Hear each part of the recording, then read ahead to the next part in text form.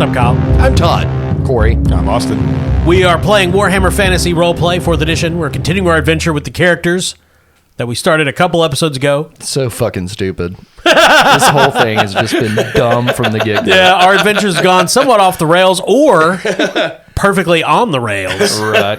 if you think about it. Yeah, we've changed this game from Warhammer to Conversations with Waterfowl. Yeah. That happens in a lot of Warhammer games, I think. or none of them. It's between two reeds. Yeah, what they're referring to is last session there was a conversation between a duck and a goose. That happened. We're Kyle's just downplaying it. That was most of the episode. It was a big part. Yeah. The big part of it, yeah. It's the great outdoors with Bill Dance, Warhammer Edition. Our characters are en route to Castle Drakenfels to harangue a wayward witch hunter. Sort of en route. One is decidedly hurtling away from the route. Yes, as we speak, Todd's character, and who are you playing, Stevie is tumbling towards a river after falling from a rope bridge. did not have a good day. Yeah, falling into a gorge, I guess you could say. Corey, Yeah. who are you playing? Brenda and Zamaje, the duck. Yeah. Brenda, the decent wizard's apprentice. Yeah. And her familiar Zamaje. Yeah. She is currently powering up a spell and has been for a couple of rounds. Right. I like how the goblins are just like, wait, it's her turn. Yeah. They're not inconsiderate. Well, no, one of them's got that eyepiece and is trying to measure her power level. Is that a Dragon Ball Z reference? I think so. Okay. Yeah, I never watched that. And Austin, you're playing? Harlow Finn, the witch hunter, who is currently still hanging by a rope. No, actually, I'm not. I'm hanging on to the post of the bridge The pylon, where yes. I was trying to anchor Stevie to the ground. Oh, that's right, because a raven flew in and cut the rope. And I think you told us, but we don't know that raven was Ethan Crane, the Yes. turned witch hunter. Todd, stevedore is tumbling through the air towards the rushing river far below, rough waters. If you were to travel these waters in an inflatable raft as part of a river tour, it would be very much fun. I'm guessing not so much if you're falling about 100 feet into it. That is a downer. Yeah, But your character could swim, right? he can. Okay. Fortunately, there are rules for falling. Yeah, of course. When falling, you suffer 1d10 damage plus 3 damage for every yard you fall. Wait a minute. Every yard? Every yard. I'm glad we did it in yards because that is easily convertible. But I mean, we're just going to go 3 foot to the yard. It's 100 feet, so 30 yards, and we're going to call it good. Okay. So that's off the bat. Obviously, that's 33 damage. Let me roll a d10. That's a 10. Oh, God. I rolled a 10. No, you didn't. I did. I swear to God. You take 43 damage. Oh. I can't. Correct. That is correct. Not You even cannot. Stevie is that strong. I mean, honestly, I'm thinking, Stevie, he's river folk. He could probably do like a triple Lindy like Rodney about to Dangerfield say- in Back to School. I mean, Yeah, can't he, do a can opener or something Yeah, to try to like- negate some of the damage? like a jackknife or a cannonball. Yeah. We'll see. So if you lose all your wounds, your collected injuries overwhelm you, which all your wounds are gone. Let's just go ahead and take that. Yes. You gain the prone condition, so you hit the water and Oh, immediately... so that's a belly flop. Yeah, belly flop. Got it. Fuck. Until you heal at least one wound, you cannot lose the prone condition, so you're definitely would drown. And now you have pink belly. If you're not Well, healed he's with... been disemboweled. If you're not healed within a number of rounds equal to your toughness bonus, which you won't be, because it would take them longer than that to get to you, you'll pass out, which you're gonna. Getting the unconscious condition, that's where the drowning really starts. When I was prone, there was a slight window of hope. Yeah. If you take enough damage that you would be taken in negative wounds, or you suffered 5 damage when you only had 2 wounds left, you suffer a critical wound, which you definitely suffer a critical wound. Kyle Davis, ladies and gentlemen. These are the rules as written. I'm not the one that... Well, I mean, it was sort of me that made Todd fall off the bridge. Todd, roll percentiles. What am I rolling, Kyle? Stuff. I rolled a 72. All right, you rolled a 72. That's body. Roll again. 9. Just but a scratch. You take. You have 1 critical wound, and you gain 1 bleeding condition. So What? you're unconscious. You don't have any ability to stop your bleeding, so that will eventually kill you, and the drowning will kill you. Your death is inevitable. But wait, No, so there is a mechanic in the game. You have fortune. I'm sorry. Of course, you do have fortune points, but you also have fate points. I do. You can spend one fate to die another day. And instead of dying, your character's knocked out, left for dead, swept away, etc., etc., etc. You take no further part in the current encounter, which is taking place at the top of the gorge between Harlow, Brenda, and the goblins, but you don't die. Well, I started to say, Kyle, that as much as I do enjoy participating in the shenanigans, being swept away sounds better than certain death. So I will spend a fate. That's cool. I mean, alternatively, you can just let Stevie die and you can just head home. If you want.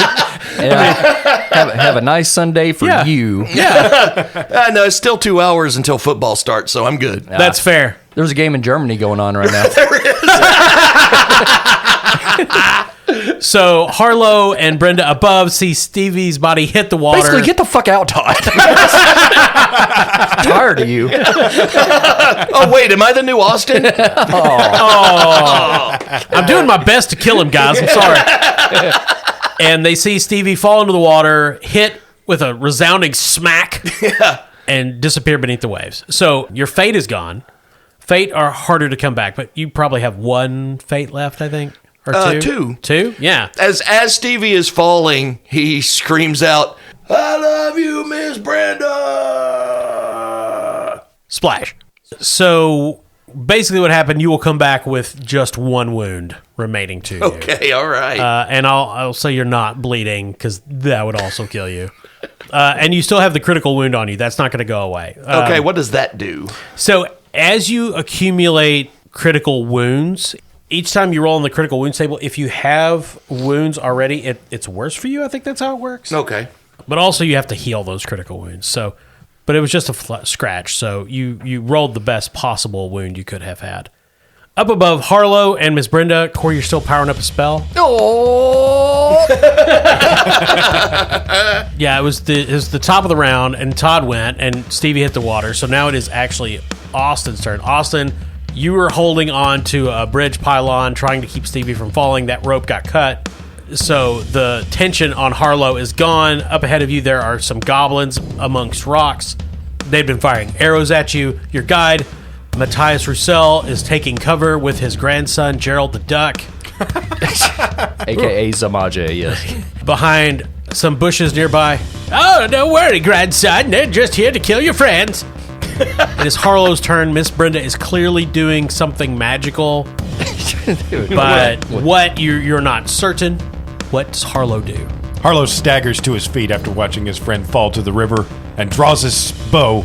He would look very heroic if he didn't have 2 fucking arrow shafts sticking out of his forehead. Well, Right. Yeah, you got shot in the head with arrows. I have 4 wounds left.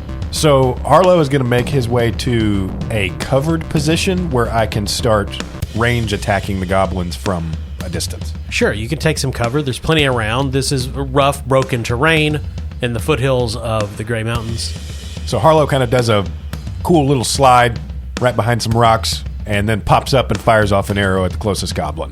Okay, make your ballistic skill attack. All right, that's me trying to beat a 38. Any modifiers on that? They're goblins. They're not very smart, so they are exposing themselves each time they stand up in full view to fire arrows at you, and then cleverly jump do back. they have trench coats on? They're exposing themselves? Yeah. Insult to injury. Yeah. So they're silhouetted against the sky from your angle. They're uphill a bit. So I'll say you've got a plus 10 there. Okay, so trying to beat a 48. That's a 77. The arrow rebounds off the rock and pierces your groin. No, it flies harmlessly over the goblins. They point at it and they chuckle. Ah, blast! Have you ever seen a goblin penis? It's not good. Yes. I'm sure they're in Baldur's Gate 3. Anyway, Corey, it's your turn. I guess I'm still powering up. Yeah, My still powering torpedo. up. Okay. Now, full disclosure, Corey, I don't think I wrote down how many success levels you got last time. Yeah, I was real close. I feel like that's a lie, but I'm going to go with it. I'm going to trust my players. Hey, GMs out there, trust your players even when you know they're lying to you. Yeah. So let's say you had 6. Okay. And I think you need, 8? Yes. So it's a willpower test. My target number is 38. Sure. for channeling. So the purpose of channeling is to reduce the difficulty number, or reduce the success levels you need for your speak magic test. Okay. So you could just try it now, but you would have to get 2 success levels at least to make the spell work. Okay, I'm going for it. That's a 10. Okay, so that's 1 success level on your speak magic language test. Okay. If you spent a fate, that would give you a 2nd success level, which is actually what you would need. Okay, I'll do that. Okay, and you were casting Damn the torpedoes. Damn the Spear of Gur. Right. Was It's that an it? amber spear, yeah. The Amber Spear from the wind. Gur! Yes. And it's been a session, so read the details of that. So the amber spear, a.k.a. Damn the torpedoes, you hurl a great spear of pure gur in a straight line. This is a magic missile with a damage of plus 12. It strikes the first creature in its path, ignoring APs from armor made of leather and furs. If the target suffers any wounds, also inflict plus 1 bleeding, after which the spear continues on its path, striking each target in the same manner, but at minus 1 damage each time. If the spear fails to inflict any wounds, its progress is stopped and the spell comes to an end. Damn. So I can hit multiple targets with this. So it's kind of like that arrow that in Guardians of the Galaxy Yeah, that that Yondu has. Yondu has, yeah. So it also ignores armor from leather and furs, and these are goblins. Yeah. And That's all they have. that's all they have. Right. Just trench coats. Yep. And some of you out there might not like us fudging the numbers from episode to episode, but just imagine this is one of those like Metal Gear Solid type mechanics where like when you get to the boss battle with the end, if you just pause the game long enough, he just dies. Really?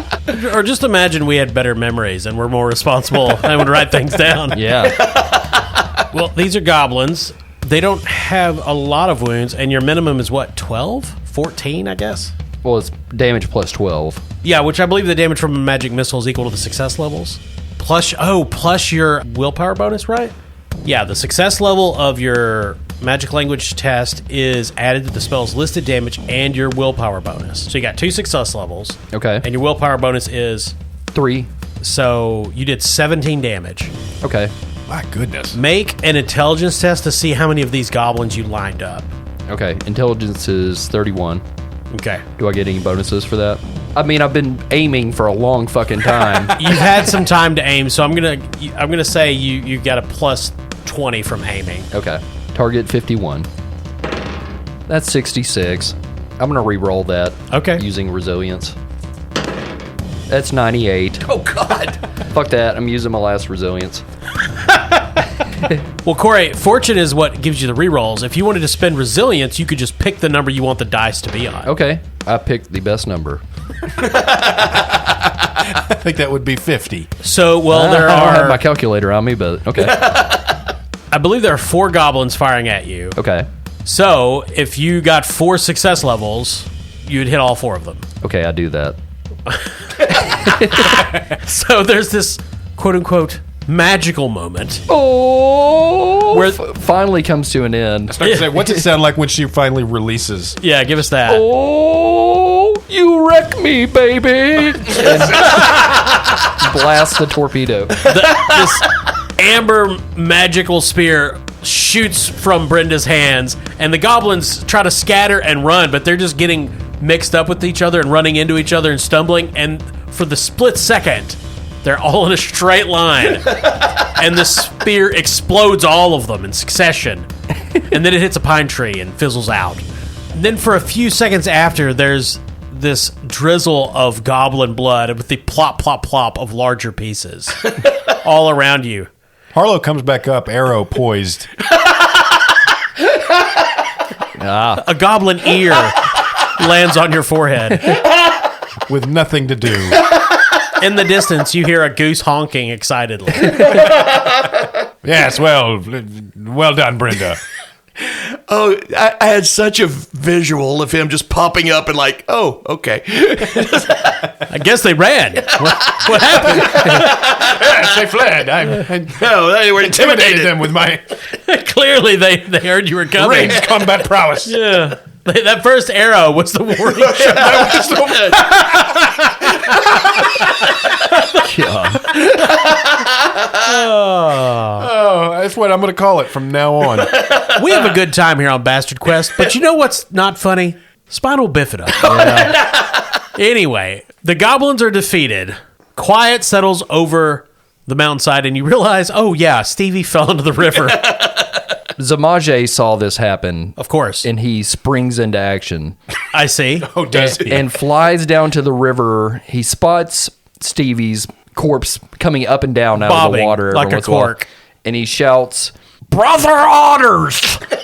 Listen to my plea! Save this band!" And he tries to get the otters to... Sure. Zamaje can make a fellowship roll to get some nearby otters to intervene to save Stevie. Okay. So Zamaje has a fellowship of 10. Sure. Duck. It's kind of strange. I mean, they move in flocks. With otters? Oh, yeah. That's a 97. Todd, Well, if it was a goose, you'd have a fellowship of 50. Tiny furry hands emerge from the water, middle fingers extended. Todd, duck. A group of otters emerge from a pool nearby, swim into the rough currents, and ferry Stevie to safety. Oh. But they also steal his dagger, his sling bag, his brass pennies, his boat hook, and his mushrooms. Fucking The otters. mushrooms. Tripping otters now. All right. So Stevie and Zamaje ran afoul of a gang of Afoul. otters. And if you had robbed by otters on your Bastard Quest bingo card this week, Yeah. the otters do push Stevie to the rocky shore of the bottom of the gorge, where it coughs up lungfuls of river water. He swallowed it before. It's fine. He comes to his senses. He is poorer, but alive. Stevie have mixed feelings about water weasel. So after some difficulty with Stevie climbing and the others throwing down ropes, you get him out of the gorge, back up to where you need to be, or where Matthias Russell says you need to be, as he leads you to Castle Drakenfels in your showdown. Can we try to do some healing? Because these guys are pretty banged up. Yeah. I guess if you want to be wimps about it, you can. Sure. Brenda helps pack some of the goblin guts into the wounds of Stevie and Finn. Yeah, she went to the Imperial College of Medicine. That's right. Yeah. I'm thinking about just leaving the arrows in my skull. So does anyone have healing? I think Austin Harlow, doesn't he have healing? I do. Yep. Yeah. Got a pretty good advancement in it, too. My base target for healing is 44. Okay, so without medical attention, you can attempt an average endurance test after a good sleep to heal wounds equal to the success level plus your toughness bonus. Now, obviously, Harlow is going to be able to provide medical attention. Brenda's going to use her supernumerate skill to help Harlow. 1 arrow, 2 arrows. So, Austin, you can roll your heal, and you will heal wounds equal to your intelligence bonus plus your success level. Now, again, each patient can only benefit from such a roll once after being injured. Okay. And it's only Harlow and Stevie that are injured, right? Miss Brenda didn't get hurt, correct? No, she's fine. Matthias is also fine. Oh, my grandson protected me from the slings and arrows of poisonous ambition and goblins. Popsy. Ah, Gerald. So I'm going to try to heal Stevie first. Going for a 44. That's a 48. Damn it. So I'm going to spend a fortune and roll that one more time. Thanks, buddy. 37. Yay. Well, that's pretty good. So that's your intelligence bonus plus 3. Yep, 6. You get 6 wounds back. So now I am at 7 regular wounds and 1 critical. And then a heal for myself. All right, that's a 64, so I'm going to spend one more fortune. 14. So 1 plus your intelligence bonus. Yep, so I'm healing 4. Now remember, any fortune you spend doesn't come back until... It does not. I am down to 2. You guys are all as good as new now, ready to continue on your journey. Matthias leads you deeper into the mountains. The second day in the Gray Mountains draws to a close. You set up camp in the ruins of an old tower. You're not sure who built it or why. If it was elves or men, dwarves, perhaps, some distant past. But the top of it is gone, the walls are crumbling, and it's still a better shelter against the mountain winds rushing down the sides of the Grays than being out in the open. You get a fire going, cooking some rabbits that you managed to kill on the way up after Zamaje beaked them to death. Yes. For reasons unknown to you, a goose has been following you for a while. Well, I have no problem with the goose, but the rest of you stay vigilant. I saw a raven prowling around our battlefield. That's why Stevie fell in the river in the first place. Matthias, warming his hands. Yes, I saw it as well. It almost got my grandson. And he pets Zamage. But as I told you, the next big peril is probably going to be Chris the Ogre. He's the guard of the gate at Castle Drakenfels, and I have to use my wild to get past him to steal bricks. And how do you do that? I wait till he's gone to take a poop and I run in. Sounds like a plan, Matthias. But I also give him a ham every time, too. I think that's his way of just saying, I gotta go poop. You ever make ham into flour? What? I don't cotton to foreign ideas. Oh, starting to sound like Matador. Yeah, I have a very similar voice. Got a lot of cantankerous old men in this adventure. But anyway, I'm going to go to sleep. Good night. Good night, Matthias. He begins snoring loudly. Stevie sits up by the fire and contemplates revenge on the otters.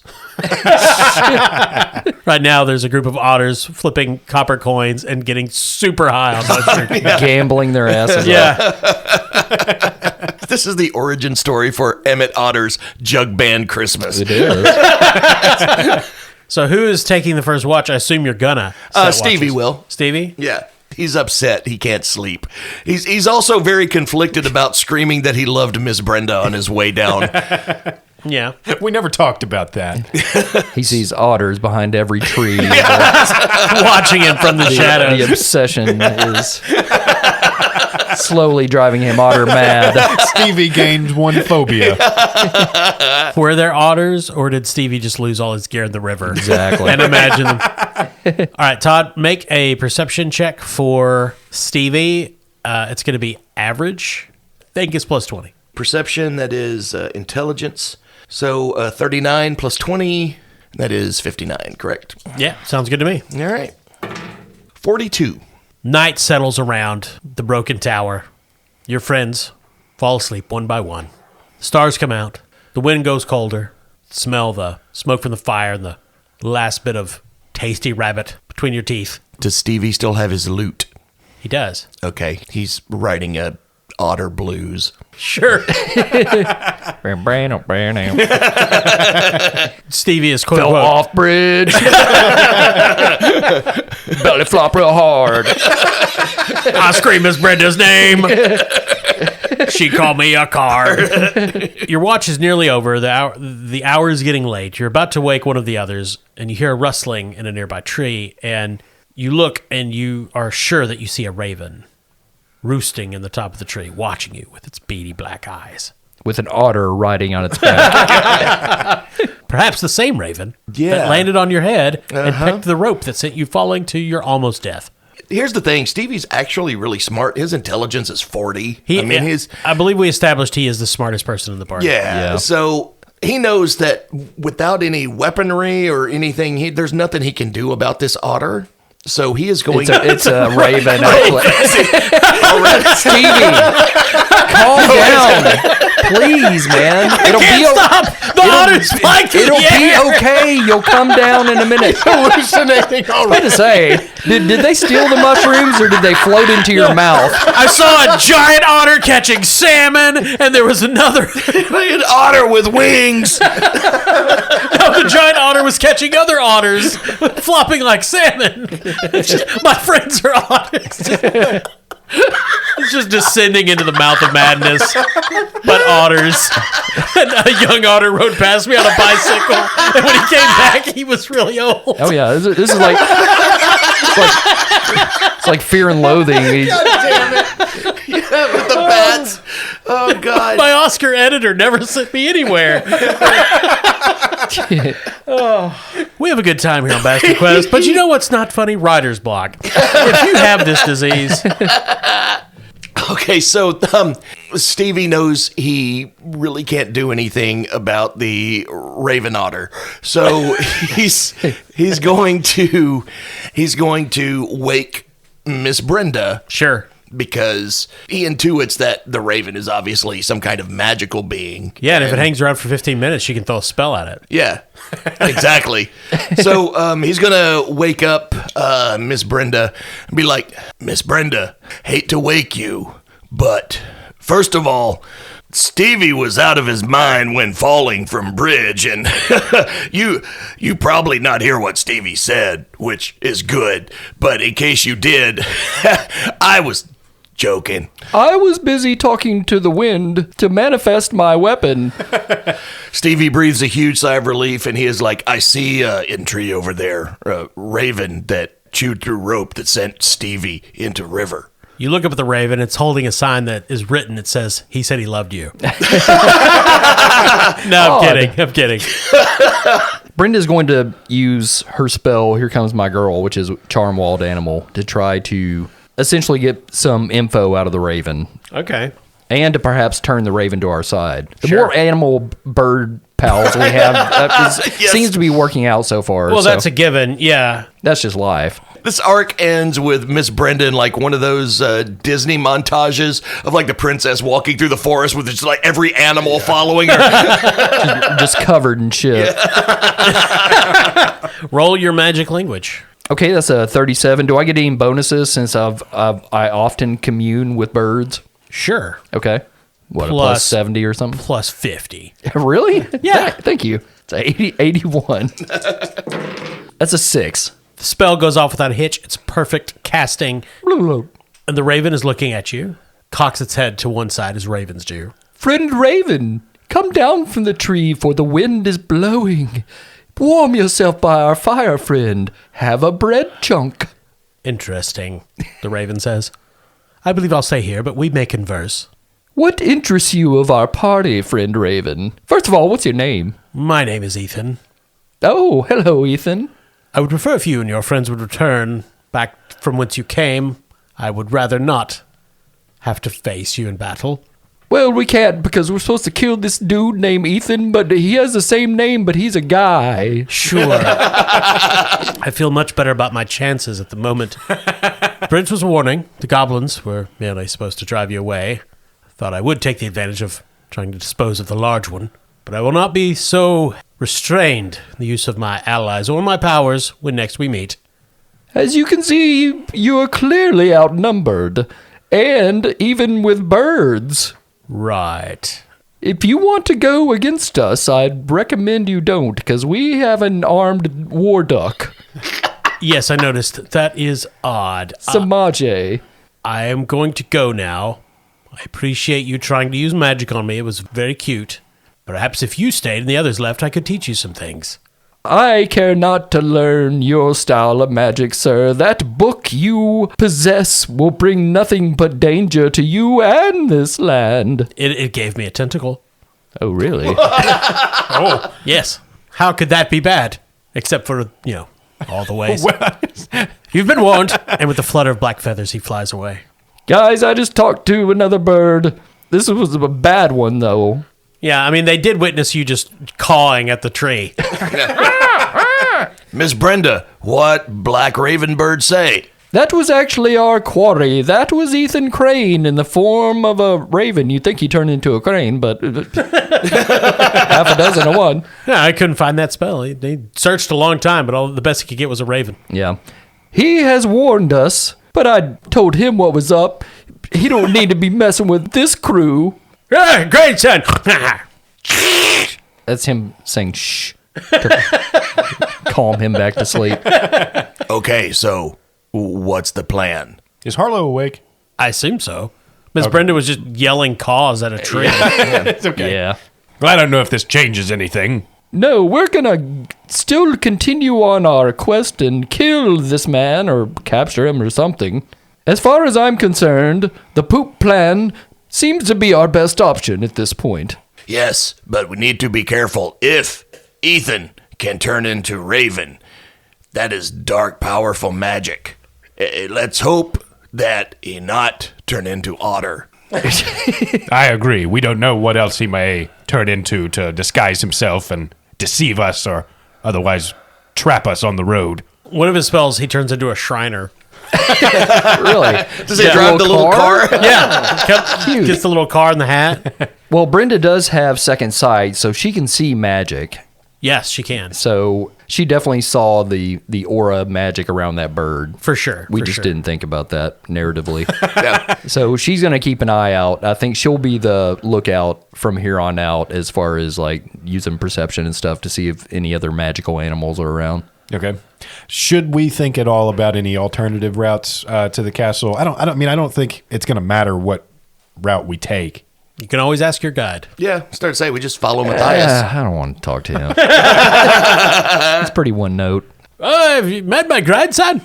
Matthias, dear, do you know of another entrance to the castle?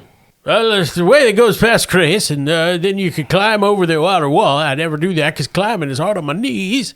There's also the underways that go through the old sewers, but I don't go that way because they're on account of I don't care for the smell. Stevie is good at climbing. Stevie can climb over wall. Oh, also, one time when I was near the sewers and thinking about going that way because I didn't have a hand for Chris, I thought I heard some scratching and clawing around in those sewers, and I thought, whoa, Matthias Roussel, you don't go in there. You'll get your shoes dirty. Maybe be eaten by a rat man. And so I ran away. Yes, there's sewer otters in this part of the country. Oh, I could have been an otter. I once saw two otters devour a man whole. Stevie goes ashen. Or was that a bear? No, it was an otter. I think the best course of action, I think climbing the wall makes more sense. Yeah. Stevie's got good climbing. Brenda can turn into an animal to get over. Okay, so you could go past Chris the gate ogre or climb the wall or go through the sewers. We're going to kind of climb the wall. Yeah, I think so. The only possible advantage that we might get by going through the sewers is that he can't keep track of us above ground. Well, that's Yep, true. that's I true. guess. Or we split up and some go under and some go... Sounds terrible. I am totally in favor. Disagree. Here's what I'm thinking. One of the beasts Brenda can transform into is a giant spider. Okay. She's going to scale the wall because she does have a trait of wall crawler with the spider. Well, it makes sense. And she has web 40. I'm assuming that giant spider means giant web, so she could shut that down as a rope for the other two to climb up. I like Potentially. it. I like that idea. Or you Yeah. could just drop a rope. Do you guys have rope? I don't know. Web's pretty cool, though, Kyle. If you got it, you might as well use it. No, the otters took Stevie's rope. The next day, you awaken, have a good breakfast from some of the food you definitely brought. You hike out into the mountains. You can see Drakenfels in the distance now, rising up like a black stain on the earth. Matthias takes you on a circuitous route away from the main road, path that goes up to the crumbling gates. And you could see a large figure there in the distance, slouched against the gates. You assume that would be Chris the Ogre, based on Patreon member Chris's. All of them. Yes. And he leads you to a section of the wall that is not quite as high as the rest. It's on the eastern side, running up almost to one of the sheer peaks of the mountains. The black towers of Drakenfels rising above you. The castle is entirely derelict, made of dark stone that seems at odds with the gray around you. The battlements are broken, the windows all empty of glass. Utter silence across the mountainside. No birds in the sky, strangely enough. Just the howling of the wind. Well, they're all in our party. What do you- They're all alongside, yeah. Kurt the goose is nowhere to be seen. Perhaps being this close to Drakenfels was one step too far for a gander of that quality. Speaking of gander, Brenda's going to take her a gander and see if she can see any magic animals about. No. You do not see any signs of magic, though the castle itself does give off a faint aura of the arcane. So if you're going to transform into a giant spider, go ahead and roll your magic language. Okay, form of spider. Okay, do I get any bonuses to this? Absolutely no. Well, that's rude. Okay, I'm going for a 37 here. 25. Nice. You turn into a giant spider. Your body contorts, bloats, almost putrefies, but then 8 arachnid limbs rip out from your torso, and the rest of you twist into a cruel insectoid form. We underestimated how painful this is every time it happens. Hey, Matthias, oh my gosh, I just pooped myself. Is that supposed to happen? Stevie is conflicted. Well, Matthias, I believe this is as far as we need go with you. Okay. I'm going to go play cards with Chris. All right, be on your way. Thank you for your assistance. Yep. He begins doddering away. Okay, Spider Brenda is going to start climbing the wall. You easily climb the wall. You're a giant spider. Yep. Turns out climbing is really easy because spider. Okay, now she's going to shit the web down. So you get to the top of the wall, onto the battlements. You can see the interior of the castle. There's a large central courtyard that rings around the main keep. The courtyard is ruined. The cobblestones are broken here and there by patches of mold and grass and even some small trees growing up amidst the detritus. There's old skeletons piled here and there, ruined weapons, broken axe heads. Though you can see from where you are that a path through the wreckage has been cleared from the main gate to the front door of the central keep, though that's not in your line of sight immediately. And you can see a shack laid near the main gate with belongings and food inside and an ogre laying against the inside of the gate, snoring loudly. Your web descends. That's the sound webs make. Strangely duck-like. And your friends can roll their climbs. Obviously, Zamage just flutters to the top. Does the fact that it's a web give them any bonuses? Because it's kind of sticky. Yeah. And can spiders suck their web back in? Can I help in that way? I don't think that's a thing spiders can do. I was thinking the same thing. Just It's a like big suck us spider. right up there. It's a magic spider. Well, I do think you could pull it up with your many, many limbs. Yeah.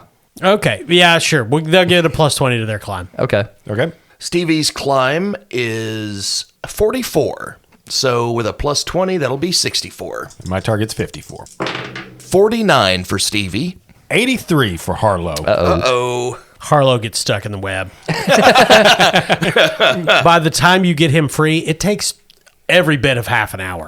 Okay. You get him free, you pull him to the top, he gets stuck again, he loses a boot, you get the boot, you get him to the top, he loses a sock, and it's just a ridiculous comedy of errors. You're standing on the battlement, and the spell ends.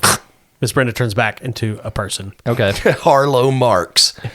About to say, it's very Mr. Bean. But you are on the walls. The ogre is sleeping. There's no sign of Ethan Crane. And a section of the wall nearby, it's broken from the inside, so there's a rough slope of rubble and scree that you can move down to get into the castle interior. And there's other entryways into the main keep other than the front entrance. I mean, there's literal holes in the wall of it, aside from the doors that are rotted and falling off the hinges. I think we definitely need to sneak in through one of the back ways. Yes. Okay. All right, I'll take the lead now and scout ahead. I'm sure everyone here has a good stealth. Yeah, Harlow's is 36. So I would like to roll that and see if I can maybe scout a path that'll make it easier for everybody else to remain undetected. Stevie's stealth is one of his worst. Yeah, Brenda's got a 27. skills. Sure. Austin, you can try to scout ahead. Okay. This is an average stealth test, so it'll be plus 20. All right. Target 56. 12. Harlow clambers down the wreckage into the ruined courtyard, climbs over a broken timber, and slips into the main keep of Castle Drachenfels. The main keep itself is a large structure, multi-stories. From the echoes and the holes in the floor, you assume multi-stories down as well. Not that anyone is probably interested in exploring the dungeons of a place like Castle Drachenfels, but you never know. Harlow is sneaking through the rooms of the keep, the interior keep, keeping to the shadows, staying hidden, listening for anything that might indicate the presence of Ethan Crane or anyone else. He passes by the front gate, in which there's a large entryway the rubble's been cleared away. There's a bench and a moth-eaten rug spread out to make it look like some semblance of a habitation.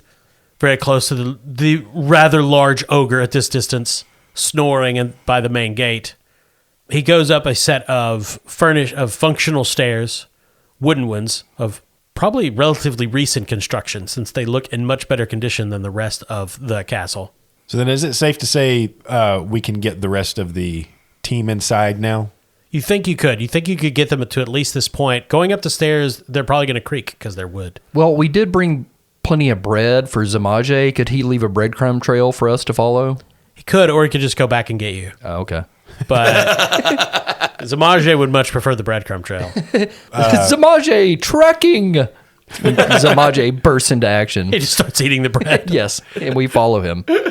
So I'm going to say Harlow goes back and gets the team to bring them to at least this point, because from what you're saying about the steps, we might be able to find a relatively easy path through the castle just based on what has been repaired and or rebuilt up to this point. Potentially, this is on the main level, this is the only room that's been repaired, is this main entryway and the stairs. Yeah. And, our mission overall is to get that book away from him, dead or alive. That's true. Would Brenda's second sight come in handy? Could she try to look for, I'm sure it's putting off an immense amount of magic. Can she see like that? Or? That's an interesting idea. Roll a perception check. Okay. And this is just going to be challenging, +0. Okay, that's 36. That's 4. So you don't know exactly where it is, but you know that when you were going through the first floor, making your way through a ruined chapel, you could see magical energy shining through some cracks in the floor. Whoa. So it's definitely above you on the second level, which is, you presume, where Ethan has made his abode. So you know what room is under it. Okay. Well, that at least gets us, we know which way we're heading now. All right. Todd, Court, you guys need to make stealth tests to get past the ogre. Stevie's stealth is 28. Brenda's is 27. You said Austin scouting ahead gave us a bonus, right? It got you this far without having to roll stealth. Oh, okay. I rolled a 29. Nice. I got a 30. Jesus Christ. You guys are in the entryway, this foyer that has been somewhat rehabilitated. Stevie steps on a rake and falls into a bucket of molasses. Well, you guys didn't mess it up by that much. You're making your way through, and there's this burst of wind that ripples through the castle, which is not that unusual. That's happened a couple times. These big gusts of wind coming down the mountainside, just echoing through Castle Drakenfell's halls, and one of them just perfectly slides down the mouth of the lute. And this little tune plays. The ogre gets up. Fee, fi, fo, fum! Looks like some motherfuckers hadn't got to my rum yet because it's right here, but I see you guys. You can't be in here. He gets up, starts stomping towards you. Everyone freeze. Everyone knows ogres are like a T-Rex. If you don't move, they can't see you. That's not how it works, lady. Oh, shit. Well, I guess let's get to fighting, but we'll probably do that next week because we're running long. So we'll roll initiative soon. Okay, see you then. Bye-bye. Take her easy. Okay, we're going to break there, and we'll begin with the ogre fight next week. Dear Ogre Lord. fight. Yeah, ogre fight. I'm sure the enemy wizard won't show up in the middle of that. No, of course Jesus. not. So yeah, so thank you for listening. This is what part 3 of our second Warhammer Fantasy arc. 5. Probably. Yeah, we've played a couple episodes. It's been good so far. I enjoy Warhammer Fantasy. Yeah, it's fun. I like it. Yeah, It's probably so far. I haven't been a big fan of the percentile dice games, which is mostly Cthulhu Sure. at this point. yeah. But Cthulhu makes it so difficult. Like, there's no bonuses in Cthulhu. You know? This at least still has a system of like easy, challenging, average Yeah. as far as difficulty. It's and still that tough. Really, that really kind of shaves off the rough edges of That using is- percentiles. That is actually what is on H.P. Lovecraft's tombstone. There are no bonuses in Cthulhu. That's right. Well, we appreciate you listening. Thanks to all our Patreon members. A couple of them were featured in this episode. Zamaje, Matt Russell, the Chris's, Ethan Crane. The otters. Thanks to all our Patreon members. You make this possible and make us highly motivated. And thanks to our listeners. You jazz us up. And thank you to our sponsor, Barrel and Bond, 100 Broadway Street in beautiful downtown Paducah, right on the banks of the Ohio River. Barrel and Bond. Very nice bathrooms, but if you see a trench coat, just avert your eyes. Stinky Pete wears one often, the bathroom attendant. Oh, yeah. And He's an ogre. don't ask for a mint. That's all I'm going to say. Don't know why he's there. Anyway. Also, if you like dice, of course you do. You're listening to an RPG podcast. Norse Foundry has the best dice in the world. Yeah, they got plush otters now, too. You get those. And you get 10% off when you put in the discount code CHAM. That's the bastard discount you get there. Just for listening to this shit. And why wouldn't you want a discount? You like 10% off? Yeah, shopping season's coming up. You're going to need those. Stocking stuffers. Get Mamaw a die. Well, thanks for listening this far. We appreciate all our listeners and your reviews and your comments on social media. Thank you very much. I'm Kyle. I'm Todd. Corey. I'm Austin.